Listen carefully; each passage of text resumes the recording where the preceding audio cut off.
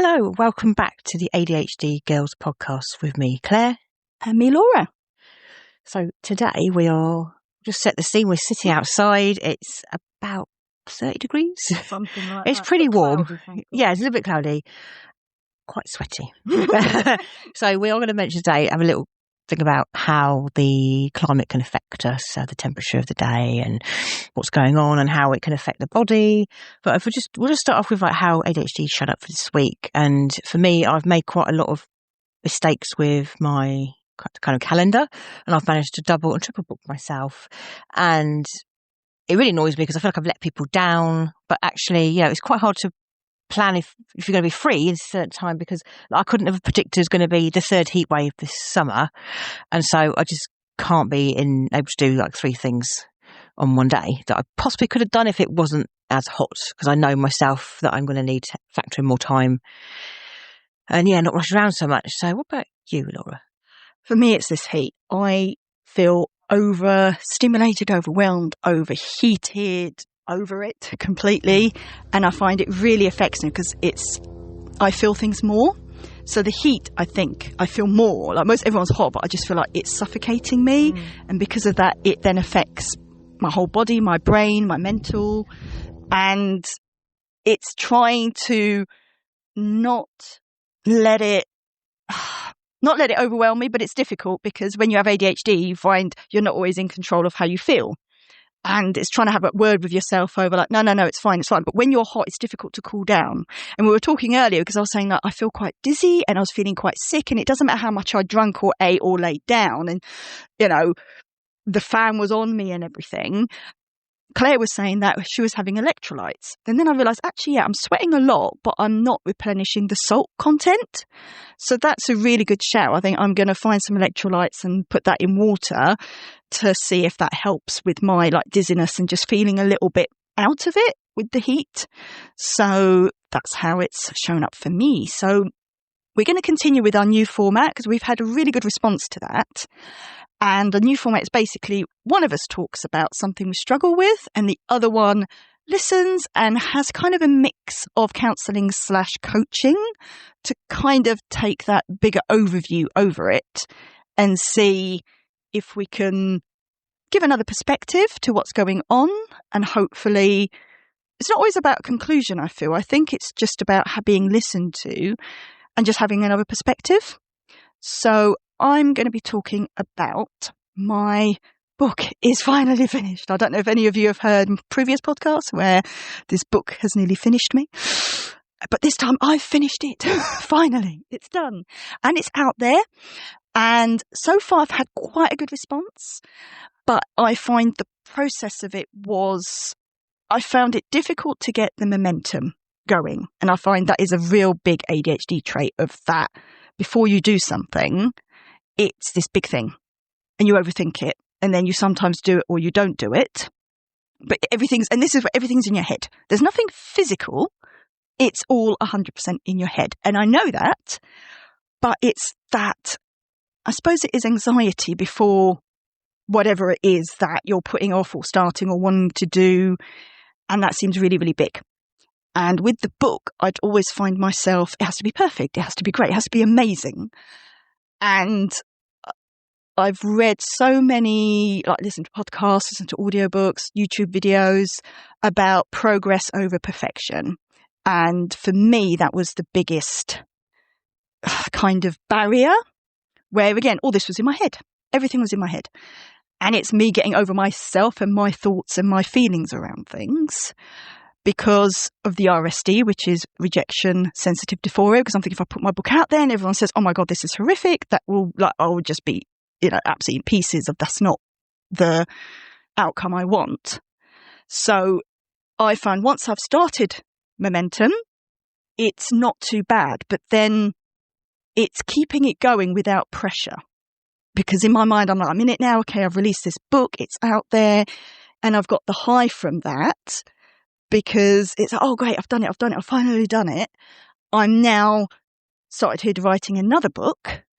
And it's great because I've got the momentum from the first book. And I've also got that experience from my writing of, okay, I think I now know what I need to make better and how I can write more clearly, with better prose, with like better like how I structure the story and what happens in the story, and I kind of what my audience want. So it's for me at the moment is keeping the momentum going without pressure, because I find I am like, oh God, my ADHD is very much, okay, I know what needs to be done, but the second there's any pressure, it then becomes, I almost go back to that, oh my God, this is a really big thing, even though it's not. And I've got a positive experience from the book and finishing it and putting it out there. But it's now, I'm in that, riding that wave almost, but without pressure. And it's keeping myself going, momentum. So Claire, what are your thoughts from all my crazy ramblings? What are your thoughts? Wow, Laura. First of all, huge congratulations on getting your book published. Thank you. I know you've worked really hard and it's been a long process. So I'm really proud of you for that. That's fantastic. So listening to you now, there's a few things coming out that you've mentioned. So one of them is the RSD, which is rejection sensitive dysphoria. I feel that's quite a big one. And I know we talked earlier about how I was struggling a little bit with that this week. So we'll come back to that in a minute. The other thing you'll talk about is keeping momentum going, which is always quite a big thing for me. I find I can have all the enthusiasm in the world and then it's like, but I know that at some point that's going to wane, and how do I keep going? You've spoken about perfectionism, and that's a really big thing as well, with like this people pleasing, want everything to be perfect. And then the other thing you mentioned was like getting all in your head. So feeling very much internal and almost getting in your own way. Yes. Okay. And so I think the biggest thing really going on for you is the RSD and the momentum. Mm. And I'll just give you a little bit about RSD. So for me, I've had some messages, some communications with people where this week it's been quite tricky. I've had a couple where they've been really upsetting, and I'm not going to go into why now, but they took me back and I was like, I don't know what to do. I don't know how to process them. And one thing I try to do now is to have like a break in between reacting to something. So I try to sort of like say it's a text message. It's like, do I need to deal with it now? Is it my problem? Do I need to, is it like something emergency that I do need to deal with? That's different. No. Okay. So somebody's trying to make something my emergency to deal with. It's not. So I can leave that. I can put that to one side. And it's still going to be there. But for today, I'm not going to deal with it because I'm doing something else. So that's something personally I found a big change recently, that I try to give a gap between reacting and when I'm receiving stuff. So that's the RSD. But I can imagine, if you're producing something like a book, it's a big piece of work. You worked a lot on. I can completely see why that could be really all encompassing. So I guess it's being aware of it. Yes. Yeah. And then, the momentum, again, I think that's such an important thing to talk about. When we start something new, there's so much enthusiasm, isn't there? There's just like, it's going to be the next best thing. It's going to be my whole world. It's going to change my life. This is how I feel. I don't know if anyone else can relate to that, but it's, I feel scared because I know that at some point that's going to drop off, and I don't know when. Yes. I think for me, it's that I want to ride that high wave, but it also wears a lot out of me, but I don't want the crash. So it's almost managing. So I liked what you said about the RSD and kind of thinking, is this important now? Do I need to deal with this now? Because again, I think we forget we don't need to react straight away. Nothing needs to be sorted or thought about then. It's that time to really go over your emotions and thoughts and feelings, because I think we can be quite reactive. So that's really helpful for me to look at, or does this need, whatever I get back, do I need to deal with this now? Does this need a reaction from me right now? So I think that's really helpful. And I think I sort of try to think now about my ADHD. I sort of think, well, I'm never going to not be ADHD, and I don't want to not be ADHD because it's what I am. So instead of trying to fight against these strong emotions, I'm going to have them. It's absolutely fine. I don't want to fight them, but I want to put them aside for that moment in time. So I don't have to deal with them right now, because I think you've got to work with your brain. And I think if you're late diagnosed, you've spent a lot of your life feeling that you're not measuring up to a standard that everyone else seems to find quite easy. So this is not about punishing yourself for saying you should be able to overcome that. It's like, no, I'm going to manage it. And yeah, with the momentum thing, again, I would say almost it is a massive positive because we can be so into something. And that's probably what's got you through writing a book. Mm. And I really hope that people listening will relate to this. But if you are having that time where you're feeling massively into something, go with it and set aside that time because it's obviously working for you right now. And I think we can try to schedule ourselves like, oh, I'm going to be this time, this or that. But that's not really how we work. We always have to go with it. So go along with it. Yeah, it is a pain if you're having this massive hyperfocus. It's the middle of the night and you're supposed to be asleep. But, don't fight it. Try and go along with that. And there will be downtimes and there will be times where you think, I don't have any motivation. And almost like think, okay, I can't overcome that necessarily, Just it's almost like you just have an awareness of, ride that wave. And then I think this is where as well, I forget I need to recharge.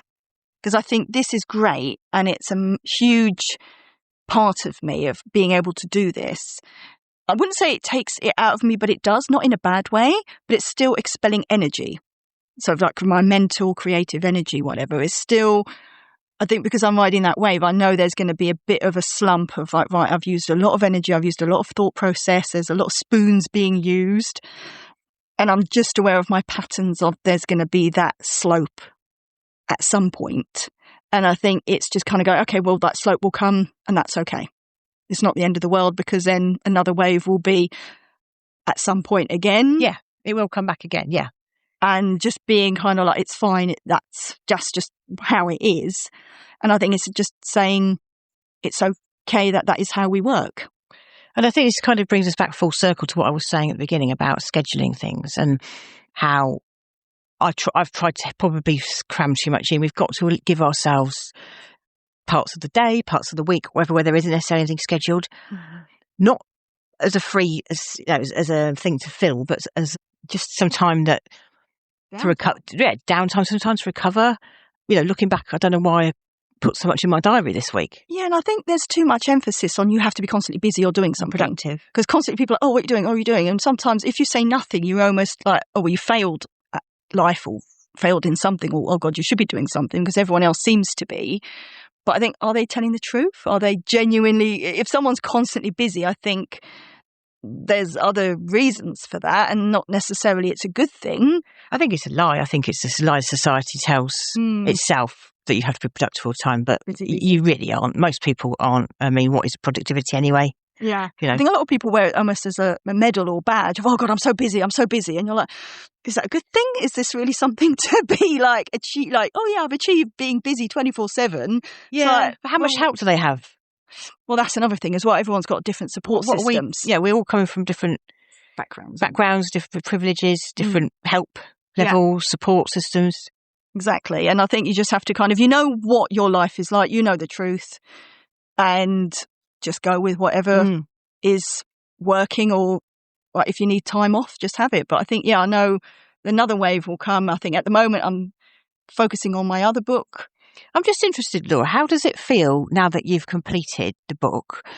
Do you feel a massive sense of relief? Do you feel a massive dopamine high? Are you anxious about, I don't want to put words in your mouth. How does it feel to have completed it? I feel a lot of different things, but I didn't feel achievement. I just felt like, oh, that's done. Really? I'm happy. And my main goal is whoever reads it enjoys it. Kind of goes, oh, I've enjoyed that story. I like that book. That's my main objective of it. And I hope that I achieve that. That's why with the next book, I'm already thinking, well, how can I make this story really good? How can I craft it that whoever reads it goes, oh my God, yeah, I'm going to get more of these. Well, it sounds like you have got great momentum and ideas for going forward. So that's really positive. And that you haven't finished it and just collapsed in a heap and gone, oh my God, what have I done? You're thinking ahead, it's continuing, and it sounds really rewarding. Yeah, because I think I've always been creative, but I find this is where with the ADHD, you've got so many people that every week they're different. But for me, the writing has always been consistent. I love consuming stories and hopefully creating ones that people enjoy. That's my main focus. So thank you so much for joining us this week. Hopefully you've maybe recognised something in yourself there, or just thought, oh, I'm struggling with something similar. That's some good stuff. And we will see you next time. Bye. Bye.